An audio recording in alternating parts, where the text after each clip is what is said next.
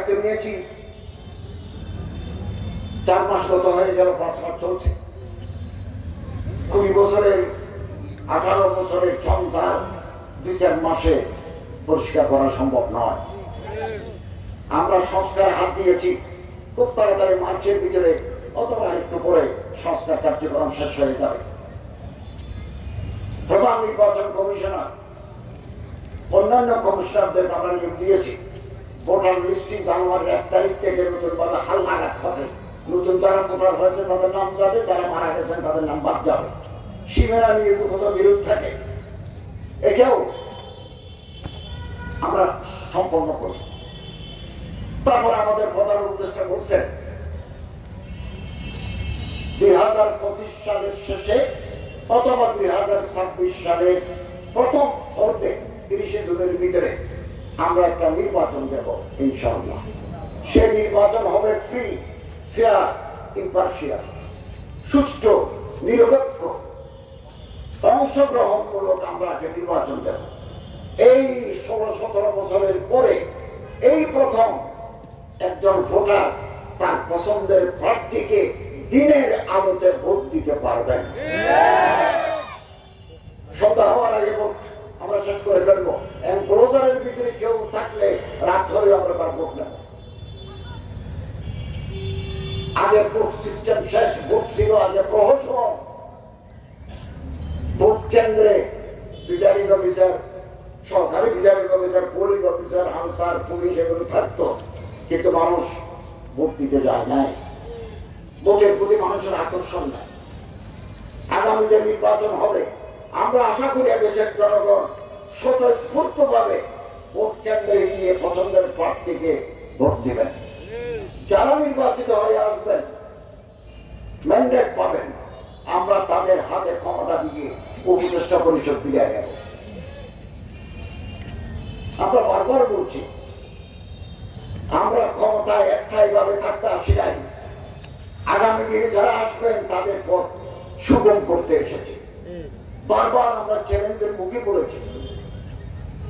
বারবার এক একটা বিপদ আমাদের উপরে আসে। আমি সবসময় চিন্তা করি যে 7 মাসের ভিতরে আল্লাহ তাআলার রহমত এই গভর্নমেন্টের উপর আছে। আমরা সমস্ত বিপদ আল্লাহ তাআলার রহমতে প্রতিহত করেছি। সব আল্লাহ তাআলার দয়া।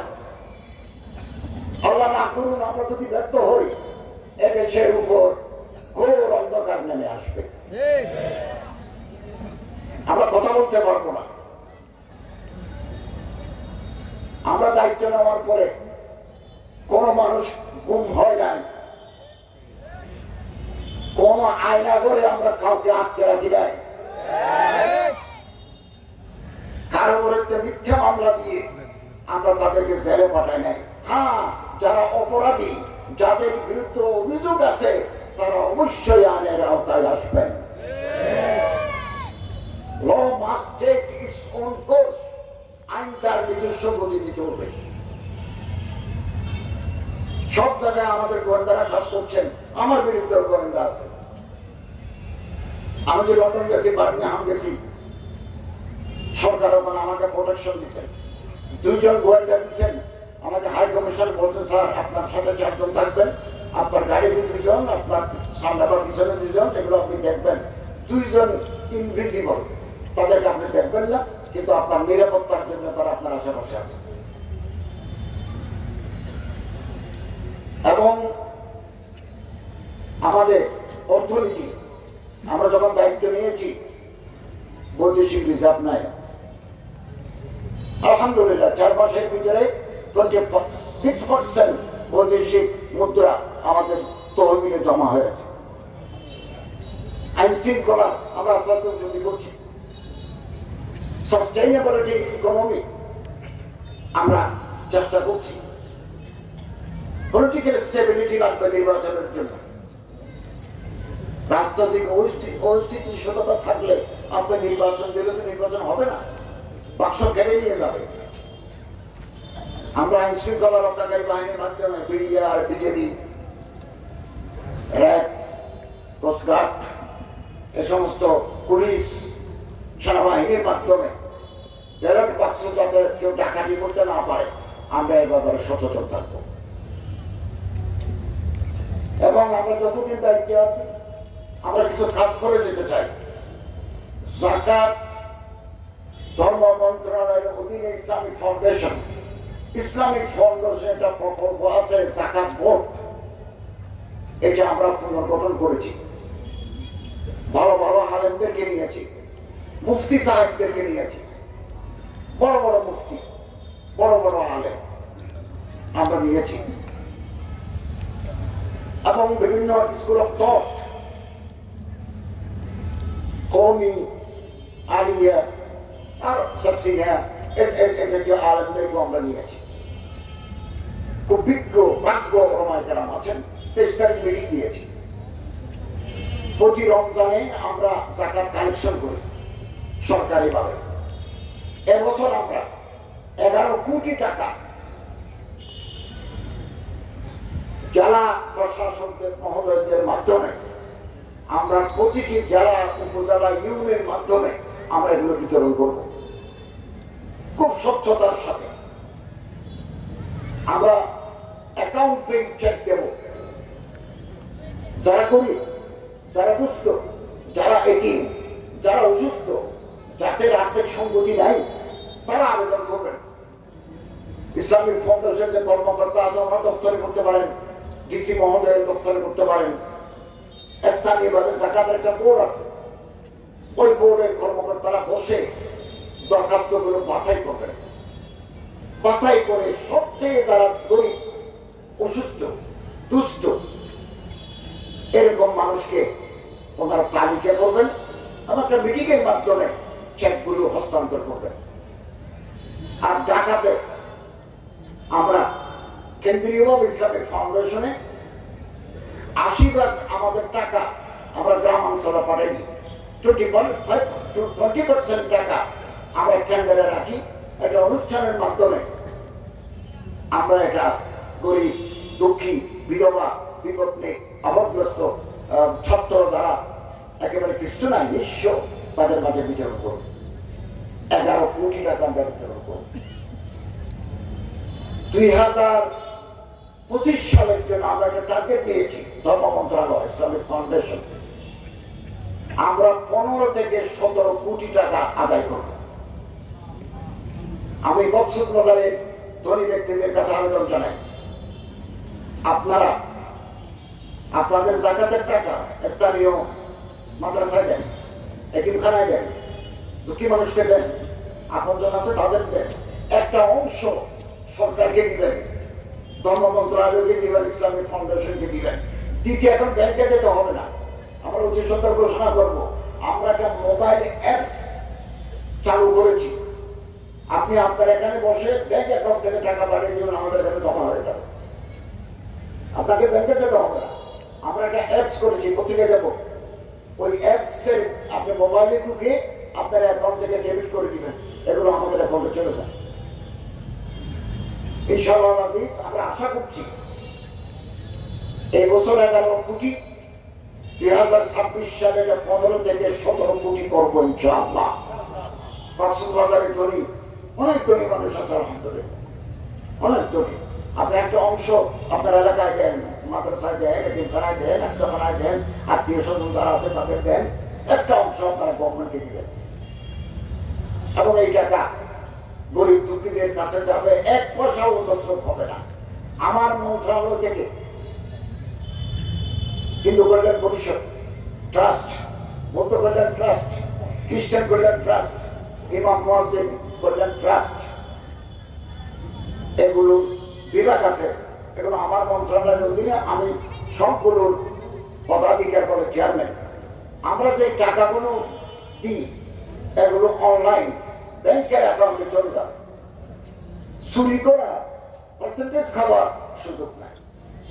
কেউ যদি মসজিদের নামে মিথ্যা ফরম জমা দেয়, তদন্ত যদি ধরা পড়ে যে অমুক মসজিদের নাম দিয়ে মিথ্যা ফরম পূরণ করে জমা দিয়ে টাকা নিয়ে গেছে, এটা যদি তদন্ত ধরা পড়ে আপনাকে কঠিন শাস্তি ভোগ করতে হবে যদি ধরা পড়ে।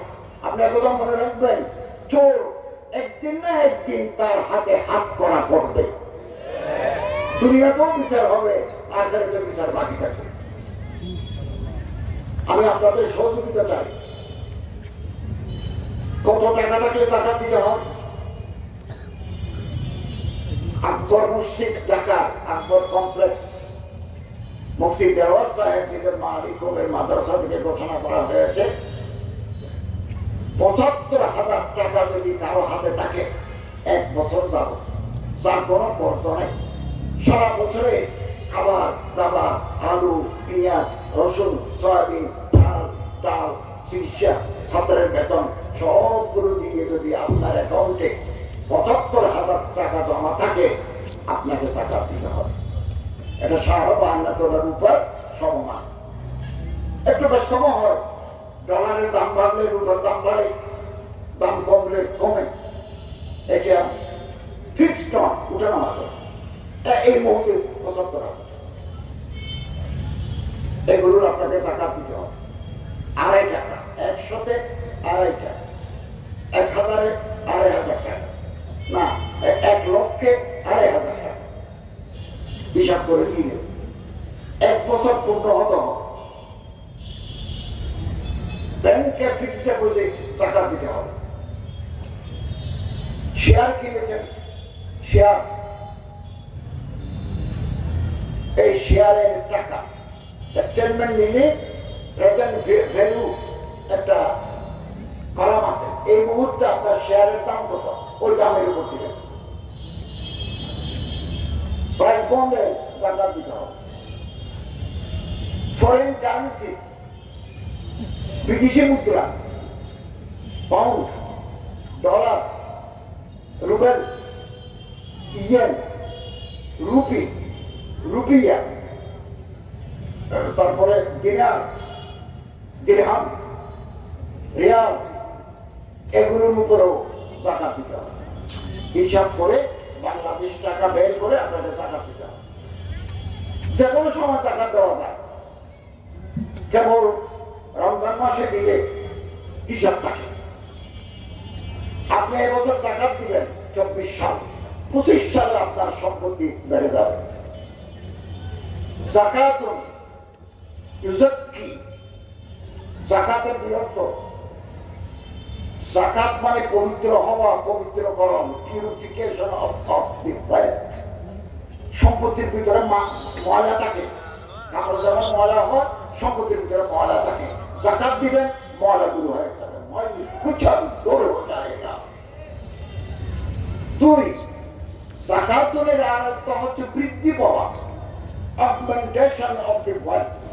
আপনি এবছর জাকাত দিবেন, আগামী বছর বেড়ে যাবে। আমি এক জামানায় ছোট মাদ্রাসায় চাকরি করতাম, একেবারে কম বেতনে। তো বাচ্চা যদি কম থাকে আপনার, আল্লাহ তাআলা রিজিক দিবেন কম। বাচ্চা কাচ্চা যদি বাড়িতে মেয়ে বিয়ের উপযুক্ত হয়, আল্লাহ রিজিকের ভলিউম বাড়িয়ে দিবেন। ছেলের জন্য বন্ধ হবে, আল্লাহ চিন্তা করবেন যা ওর তো আর কিছু টাকা দেওয়া দরকার, না হলে ছেলে নিয়ে দিতে হবে। মেয়ে লোক বিয়ের উপযুক্ত হয়েছে, আল্লাহ আপনি আমার কাছে চাইবেন,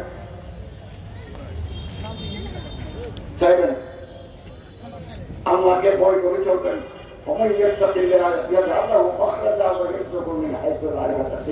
আল্লাহকে ভয় করতে হবে। সুদ খাবো না, ঘুষ খাবো না, কোন মেয়ে লোকের সাথে জানা করবো না, কোন অল্প বয়স্ক ছেলের সাথে বদমাশি করবো না। এই গুণাগুলো থেকে বাঁচেন, রিজিকের দরজা খুলে যাবে, খুলে যাবে। এটা আল্লাহ তাআলা ওয়া মিন দাব্বাতিন ফিল আরদ ইল্লা আলাল্লাহি রিজকুহা। পৃথিবীর প্রতিটি প্রাণীকে আল্লাহ তাআলা রিজিক দেন, প্রতিটি প্রাণী। সাগরে মাছ আছে তিমি, তিমির ভিতরে কালো তিমি আছে, নীল তিমি আছে। ব্লু হোয়েল, নীল তিমি। নীল তিমি সকালবেলা নাস্তা করে, মাছেরা খায়। তো ২০০ মানুষকে লাইন ধরে বসায়, আপনি যদি একবারে কাচ্চি বিরিয়ানি, ফুল প্লেট কাচ্চি বিরিয়ানি, দুইটা একেবারে ছাগলের মাংস, ডিম দিয়ে, বোরহানি দিয়ে আপনার ফুল প্লেট কাচ্চি বিরিয়ানি খাবেন, ছাগলের বিরিয়ানি, 200 জন মানুষে যত খায় হাঁটি টাটি সহ সবগুলো একটা মাসের এক বেলার খাবার। তিমি মাসে তো সমুদ্রে কোটি কোটি তিমি মাছ আছে, 3বার 4বার মাছে খায়। এই খাবার কে দেয়? আসমানের মালিকে দেয়।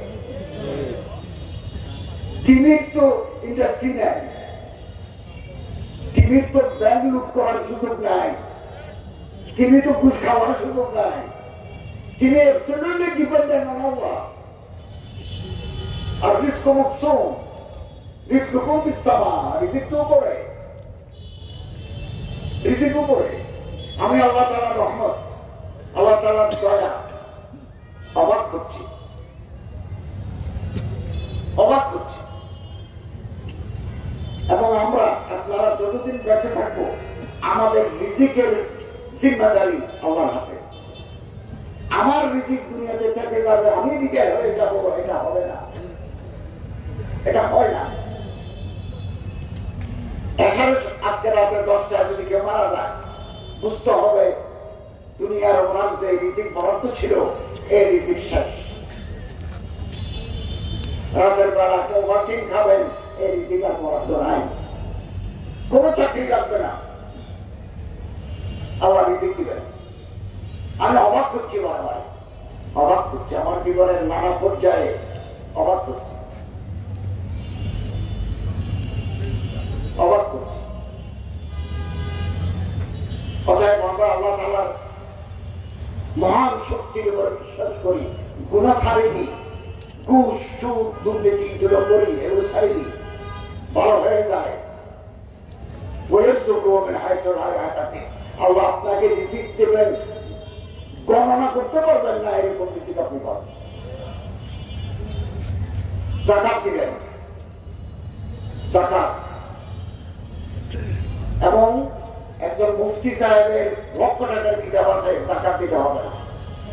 একজন আইনজীবী, ওনার লক্ষ লক্ষ টাকার ল বুকস, রেফারেন্স বুকস, ডিএলআর এগুলো আছে, লক্ষ লক্ষ টাকা, যাকাত দিতে হবে না। আমারও অনেক কিতাব আছে, মানুষ হাদিয়েও দেয়।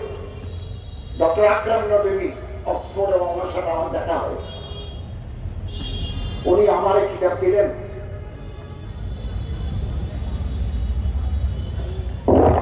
আল ওয়াফা বি আসমাইন নিসা, 48 খণ্ড, বহন করতে 2 জন লাগে, 61 বছর বয়স, নবতম ওলামা রত্ন ফারে, পরে পিএইচডি করছেন, বড় মুফতি, আসমাউর রেজালের অনেক বড় শখসিয়ত। আমাকে 2 প্যাকেট দিছে, 48 খণ্ড, মহিলা মুহাদ্দিসদের জীবনী। ওনার বাসায় গেছি অক্সফোর্ডে, জিজ্ঞাসা করলাম বয়স কত, 61 বছর। মুসলিম শরীফের পূর্ণ সরাব আরবিতে লিখে সৌদি আরবে ছাপা হচ্ছে। কাজ কর্মওয়ালারা বসে নাই, যাদের কাজ নাই তারা ফেসবুকে গুতাগুতি করে, এর বিরুদ্ধে সমালোচনা, ওর বিরুদ্ধে সমালোচনা, এগুলো করে, তাদের কোনো কাজ নাই। আইডল ব্রেন, ডেভিলস ওয়ার্কশপ, যার কোনো কাজ থাকে না, শয়তানের ওয়ার্কশপ দিয়ে মাথার ভিতরে কারখানা বসা, টুকটাক করার জন্য। আমি জিজ্ঞাসা করলাম, আপনি এই কতক্ষণ লেখেন? বলো, আমি কোনো কাগজে রাখি না, সেমিনার, সিম্পোজিয়াম, ওয়াজ, গ্যাদারিং, এগুলো আমি চাই না। আমি ফজরের নামাজ পড়ে একটু হাঁটি, এরপরে চা নাস্তা খাই, আমি লিখতে থাকি 11টা পর্যন্ত। আর কলেজে যদি ক্লাস থাকে, কলেজে যাই। জামাটা খাটো, মাথায় টুপি নেই, দেখলে মনে হয় না ইমামুজ্জামান, এটা দেখতে মনে হয়। সুন্নতি পোশাক পরা, আলহামদুলিল্লাহ, অনেক বড় গৌরব। সালেহীনদের পোশাক, আলহামদুলিল্লাহ। কেউ যদি পোশাক নাও পরে, তারপরে যে খারাপ ধারণা পোষণ করা ঠিক নয়। জৌদত সালাহিয়ত, আমি তো অবাক হয়েছি। এরপরে তিনি আমাকে বলছেন, আমি এখন কোরআন শরীফের তফসির লেখার হাত দিয়েছি আরবিতে, নয়ে জাভিয়ে সে নই আন্দাজ সে তিনি কোরআন শরীফের তফসির লিখছেন। এবং এটা প্রথমে আরবি লিখবেন, এরপরে উর্দু লিখবেন, এরপরে ইংরেজি, 4 ভাষা সমান, আরবি, উর্দু, ইংরেজি, ফার্সি। আগের জমানায় আমরা সাহাবীর কিতাব পড়ি, ইমাম সাহাবী আর জামে আহকামের কোরআন আল্লামা কুরতুবীর জীবনী পড়েছি। কিতাবুল মঙ্গল মুলুক ইবনে জারির তাবরীর কিতাব দেখছি, কুতুবখানা, এই মাথা থেকে আমাদের ইমাম আহমদ বিন হাম্বলের মুসনাদ দেখেছি, এই মাথা থেকে মাথা। এই জমানায় একজন জীবন্ত মানুষ আমি ইংল্যান্ডে দেখে আসলাম, ডক্টর আকরাম নদভী। হ্যাঁ, অনেকের সাথে তার ইখতিলাফ আছে, তাফারুদাত আছে, ইখতিলাফ আছে, থাকতে পারে, থাক না। কিন্তু ওনার ইলমি সারমায়া। তো উনি ফেসবুকে আমার সম্পর্কে একটা স্ট্যাটাস দিয়েছে, সৌদি আরব থেকে একজন, আমি এমনি দেখি নাই, সৌদি আরব থেকে আমার কাছে একজন পাঠিয়েছেন, তা আমাকে খুব প্রশংসা করছেন এবং সেখানে একটা গুরুত্বপূর্ণ কথা লিখছেন। এটা আপনার শোনে, এখন নাও হতে পারে। তিনি ওই আমার সম্পর্কে যে ফেসবুকে স্ট্যাটাস লিখছেন, আমার এক প্রশংসা করি। ওখানে তিনি এক জায়গায় লিখছেন, আমি বাংলাদেশ সম্পর্কে ওনার মতামত জানতে চেয়েছি। তিনি আমারে বললেন, আমি বাংলাদেশ গিয়ে দেখছি বাংলাদেশের মাদ্রাসার ছাত্র, বাংলাদেশের কলেজের ছাত্রদের জ্ঞান অর্জনের স্পৃহা অত্যন্ত বেশি। তিনি যখন বাংলাদেশে আসছিলেন বললেন, আমার যে মেহমানদারি করলো, এটা আমি অবাক করলে বলবো না। এই যে মেহমানদারি, এটা আতিথেয়তা। বাংলাদেশের মানুষদের অন্তরের ভিতরে যে একজন আলেমের প্রতি মহাব্বত আছে, এটা দেখেছে। ইসলামিক ফাউন্ডেশনে তখন বই মেলা চলছিল, তিনি বই মেলাতে ঢুকে দেখেন হাজার হাজার মানুষ বই কিনছে। তিনি আমাকে এটাও বললেন যে বাংলাদেশের মানুষ কিতাব কেনার জন্য, বই কেনার জন্য এই যে পাগল, এটা তো আমাকে অভিভূত করেছে। তিনি আরো বললেন, আমরা যারা মাদ্রাসা চালাই, এখানে লিল্লাহিয়াত লিওয়াজহিল্লাহি এটা মুকদ্দম থাকতে হবে। এখন কোন মুহতামিম সাহেব যাওয়ার সময় যদি আমার ছেলেকে মুহতামিম বানিয়ে দেয়, সেটা লিল্লাহিয়াতের কাজ করে না। উনি বলেছেন, ফেসবুকে লিখেছেন, ইংল্যান্ডে যে কোনো মানুষ কথা বলতে পারে। আপনি ওয়েস্টমিনিস্টার হাউস অফ কমন্স এর সামনে, হাউস অফ লর্ডস এর সামনে মিছিল করতে পারবেন, মিটিং করতে পারবেন, মাইক দিয়ে বক্তৃতা করতে পারবেন। আমি যখন আসতেছি, সাদা সাদা লোকেরা ফিলিস্তিনের মুসলমানদের পক্ষে বক্তৃতা করছে। আমি যখন ওয়েস্টমিনিস্টার দিকে আর দিকে যাচ্ছি, যখন এই আমাদের বৈষম্য বিরোধী আন্দোলনের সময় হাজার হাজার বাঙালি সাদা লোক ময়দানে এসে এই আন্দোলনকে সমর্থন করে বক্তৃতা করেছে। তিনি বলছেন, ইংল্যান্ডে যে স্বাধীনতা আছে, কথা বলার স্বাধীনতা, লেখার স্বাধীনতা, সমাবেশ করা, তবে রাস্তা বন্ধ করে করতে পারবেন। মিটিং করার জন্য আলাদা জায়গা আছে, ওখানে যাই করবেন। মানববন্ধনের জন্য আলাদা জায়গা আছে, ওখানে যাই করবেন। যেখানে সেখানে রাস্তা বন্ধ করে করতে পারবেন। গাড়ি ভাঙচুর তো অসম্ভব কথা। ভালো জিনিসগুলো নিতে পারে না, খারাপ জিনিসগুলো। এবং আমি একটু সন্ধ্যা করে গেছি অক্সফোর্ডে, বাংলাদেশে এক ছেলে পিএইচডি করে। আমরা দেখি যে ওখানে রুমের ভিতরে বহু মানুষ লেখাপড়া করতেছে, লাইব্রেরির ভিতরে সাদা ছেলে, সাদা ইংল্যান্ডের ছেলে, বিদেশি ছেলে। তো তিনি লিখছেন যে ভাগ্য ভালো, এই দেশের ক্ষমতায় কোন ইসলামপন্থী দল ক্ষমতায় নাই। একথা শুনতে খারাপ লাগে, ওনার সাথে আপনার একমত নাও হতে পারে।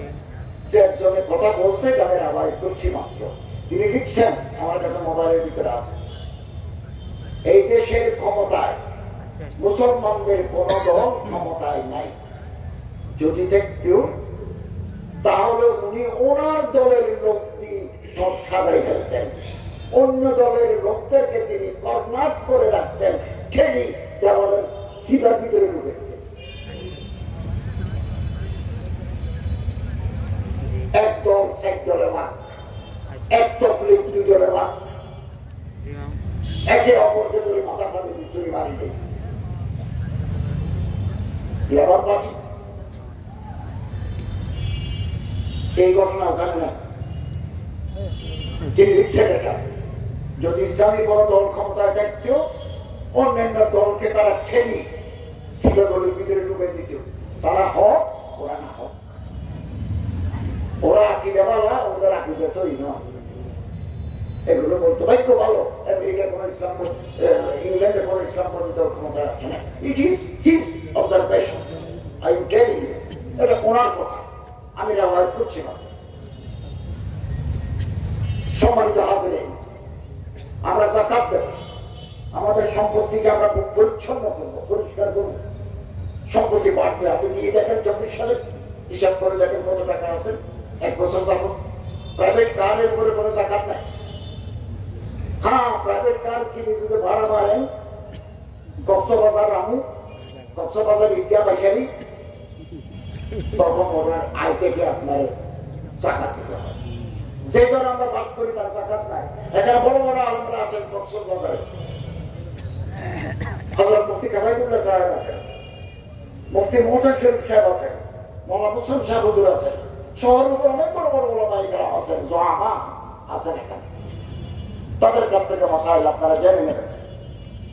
যে বাড়িতে আমরা থাকি এই বাড়ি এই বাড়ির যাকাত নাই। হ্যাঁ, 3 তলা বাড়ি যদি 2 তলা ভাড়া দিই, ওই ভাড়া আমার মূল আয়ের সাথে ব্যাংকের টাকা জমার সাথে যুক্ত হয়ে যাকাত যোগ্য হয়ে যায়। স্পিড বোট আছে কেউ এই কস্তুরি ঘাট থেকে মুশকিল টানে, কুতুব দিয়ে টানে। এটা যদি কারো ব্যক্তিগত থাকে, আমি এখন উঠে ওখানে যাবো, এটা ভাড়া নাই।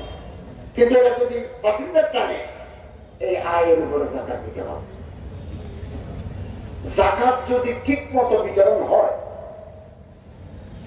27,000 কোটি টাকা দিতে যাকাত, এই যাকাত ঠিক মতো বিতরণ করে গরিবের কাছে গেলে 10 বছরের ভিতরে ভিক্ষুকের সংখ্যা সহজভাবে কমে যাবে। আপনি ভিক্ষুক পাবেন না। তবে যাকাতটা আমরা যেভাবে দিই আদায় হবে। 10 টাকা 10 টাকা করে দিলে আদায় হবে, 100 টাকা 100 টাকা করে দিলে আদায় হবে। কিছু ওষুধ কিনে যদি তারে হস্তান্তর করেন, বিলকে হস্তান্তর করতে হয় যাকাতে। আপনি 5,000 টাকার ওষুধ কিনে দিলেন, আদায় হবে। হসপিটালের বিলগুলো আপনি দিয়ে দিলেন, তাকে বললেন তোমার বাচ্চা হয়েছে, এখানে 1 লাখ টাকা আসছে, আমি তোমার এই টাকা দিয়ে দিলাম, এই সিলিং আদায় হয়ে যাবে। এবং আপনি তার এজাজত নিয়ে ঘর বানিয়ে দিলেন, ঘরটা তাকে হস্তান্তর করে দিলেন, যাকাত আদায় হবে। কিন্তু আমরা যাকাত দিই একটা লুঙ্গি অথবা একটা শাড়ি। 50 বছর ধরে যদি একটা মানুষকে আমরা একটা লুঙ্গি দিই, একটা শাড়ি দিই, কিয়ামত পর্যন্ত এই মানুষ ধনী হতে পারবে না। ও তাকে যাবে গরিব। বিগত 5-7 বছরের ভিতরে যাকাত দিতে যাই 300 মানুষ ঠেলাঠেলিতে পায়ের তলায় পড়ে পিষে মারা গেছে। যাকাতের দায়িত্ব হচ্ছে ধনী গরিবের দুয়ারে যাবেন। ওফি আমওয়ালিহিম হাক্কুম মালুম লিসাইল ওয়াল মাহরুম। ধনীদের টাকায় গরিবের হক আছে। হক, হক মিন্স রাইট, রাইট মিন্স অধিকার। ধনীদের টাকায় গরিবের হক আছে। এটা আল্লাহ রাসূল সাল্লাল্লাহু আলাইহি ওয়াসাল্লাম এই আল্লাহর এই অর্ডার বাস্তবায়ন করেছেন। অর্থনীতি ভিত্তিক যদি এই যাকাত ভিত্তিক যদি অর্থনীতি প্রতিষ্ঠিত হয়, তাহলে দরিদ্রতা বিমোচন হয়ে যাবে। বেশ্যাখানা আছে, বেশ্যাখানা আছে, বাড়িতে বাড়িতে সেক্স বিক্রি হয়, বিভিন্ন জায়গায় পয়েন্টে পয়েন্ট সেক্স বিক্রি হয়, মেয়ে বিক্রি হয়। আমি রাত 12:30টায় ওয়াজ করে ওই কলাতলি পার হয়ে ওদিকে হোটেলে যাচ্ছি। শীতকাল, অন্ধকারের ভিতরে দুটো সুন্দরী মেয়ে দাঁড়িয়ে আছে। রাত 12:30 পৌনে। আমি ইতিহাসের ছাত্র, আমার বুঝতে 1 মিনিট বাকি নাই। They are waiting for the customer. নাহলে রাত 12:30টায় কেন এই শীতের মৌসুম এসে প্রায় দোকান বন্ধ হয়ে গেছে। খুব ভালো দেখতে শুনতে সুন্দরী অভিজাত পরিবারের মেয়ে বলে মনে হয়, দামি ঘড়ি, দামি পোশাক, দামি সেন্টার। কেন? আমরা কি খোঁজ নিয়ে দেখেছি? আমরা তো পদা নিয়ে তারে দৌড়াই। কেন তুই খারাপ কাজ করতে আসছিস কলাতে রেখে? It is a common phenomena. নাজায়েজ কাম, জানা হারাম, এটা তো আমরা জানি, কিন্তু আমরা কি জানতে চেয়েছি? কেন তুমি রাস্তায় 12:30টায়? তুমি কার মেয়ে? তুমি কার মেয়ে? আপনি খোঁজ নেন। কিছু শয়তান আছে, কিছু সেক্স ট্রেডার আছে, সেক্স সেলার আছে, যৌনতা বিক্রি করে কর্মওয়ালা কিছু আছে শয়তান। অধিকাংশ সেক্স ওয়ার্কার তাদের অভাবে রাস্তায় এনেছে। এগুলো আমাদের কাছে রিপোর্ট আছে। আমরা তো তার পেটে ভাত খাই। তাকে গিয়ে বলেন না, বউ তোমার নাম কি, তোমার বাড়ি কোথায়, তুমি কেন রাস্তায় এসেছো, আমি তোমার বিয়ে করতে চাই। আমি আপনাকে লিখে দেব এই মেয়ে আপনি যদি সত্যিকার অর্থে তারা গ্রহণ করেন, যে আপনার থেকে ভালো হয়ে যাবেন, তওবা করবেন, কাজী আব্দুল খালেক গাজাবির হাতে তওবা করবেন, মওলানা মুসলিম সাহেবের হাতে তওবা করবেন, আমি আপনাকে লিখে দেব, সে রাজি হয়ে যাবে। আমরা যে টাকা থেকে 80 টাকা থেকে যাই, আমি এখনই চলে যাবো টাকা। তো এই যাত্রীদের মধ্যে আমাদের তো দূরবীনী আছে বা রেক নজরি আছে, আমরা দেখলেই চিনতে পারি কোনটা বউ কোনটা তুই নেই। যতদিন অভাব থাকবে ততদিন এই গুনাহ চলতে থাকবে। আমরা যাকাত সিস্টেমের মাধ্যমে যদি সুষ্ঠু অর্থনীতি, ইকুয়াল ডিস্ট্রিবিউশন অফ ওয়েলথ, সম্পত্তির সুষম বন্টনের মাধ্যমে আমরা যদি এগুলো করতে পারি, তাহলে সমাজ থেকে কবিরা গুনাহ চলে যাবে, কবিরা গুনাহ তিরোহিত হয়ে যাবে। সম্মানিত হাজরিন, এই যাকাত সিস্টেম পূর্ণভাবে আদায় হওয়ার পরে হযরত ওমর রাদিয়াল্লাহু তাআলার জামানায় বহু সিরিয়া, মুলকে শাম, মিসর এ সমস্ত এলাকার গভর্নররা চিঠি দিলেন, আমিরুল মুমিনিন যাকাত আদায় করেছি, ধনীদের কাছ থেকে যাকাত বিতরণ করার মানুষ নেই। আমরাও যদি হযরত ওমরের সিস্টেম চালু করতে পারি, ইনশাআল্লাহ আজিজ আমাদের দেশেও যাকাত লেনেওয়ালার সংখ্যা কমে যাবে। হযরত ওমর ইবনে আব্দুল আজিজের জামানায় এরকম ছিল, যাকাত দিতে হবে। গভর্নমেন্টকে ট্যাক্স দেন, ইনকাম ট্যাক্স দেন। অনেকে বলেন ইনকাম ট্যাক্স দিতে গভর্নমেন্টকে দিচ্ছি।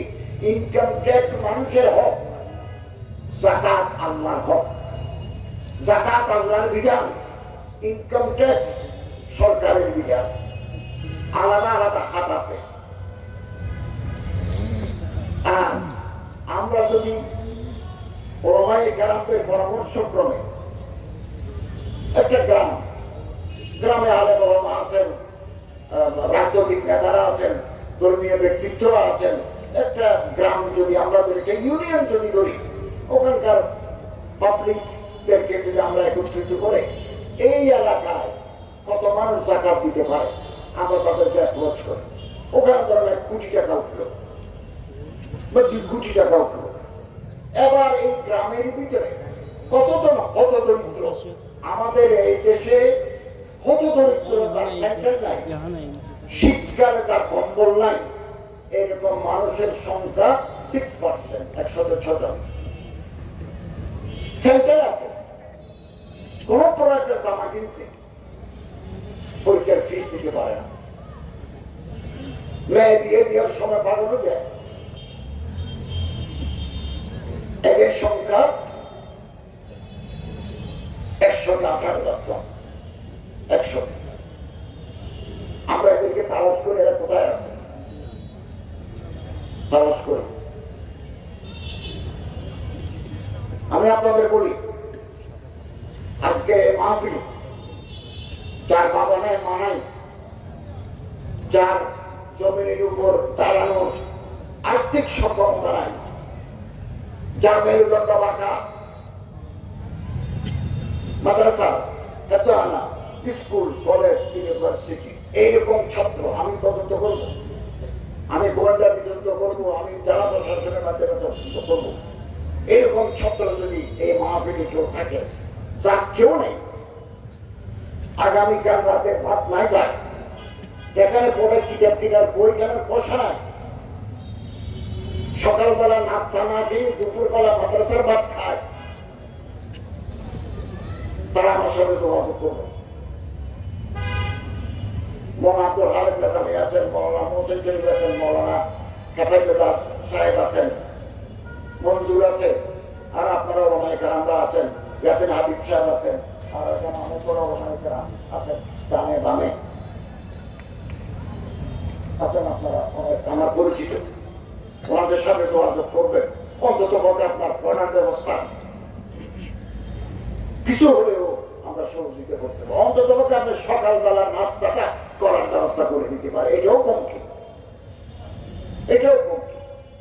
ইমামদের আইনাদের কথা হচ্ছে যাকাত এমন মানুষকে দেন যিনি 2 বছরের ভিতরে এই জাকাতের টাকাগুলো ব্যবহার করে 6 বছর পরে তিনি যাতে উল্টা জাকাত দিতে পারেন, এইটা করেন, তাহলে দরিদ্রতা বিমোচন হয়ে যাবে।